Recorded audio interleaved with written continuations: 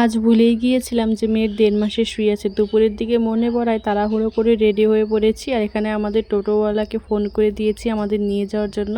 তাই টোটোওয়ালার জন্য রাস্তায় বেরিয়ে অপেক্ষা করছিলাম। আজ আমাদের সঙ্গে মা যাবে না, আমি আমার মেয়ে এই প্রথম একা একা যাবো কোথাও। আর এই দেখো বলতে বলতে আমাদের টোটোওয়ালাও চলে এসেছে আর আমরা যাওয়ার জন্য বেরিয়েও পড়েছি। তো আজ যাচ্ছিলাম দুপুরবেলা, আর দুপুরবেলা প্রচণ্ড রোদ গরম ছিল। গরমে একটু কষ্ট হচ্ছিল। আর যেহেতু ওর 3টে ইঞ্জেকশন দেবে, তো একটু ভয়ও লাগছিল যে কান্নাকাটি করবে কিনা আর আমি একা একা সামলাতে পারবো কিনা। তারপরে তো আমরা অঞ্চলে পৌঁছে গেলাম।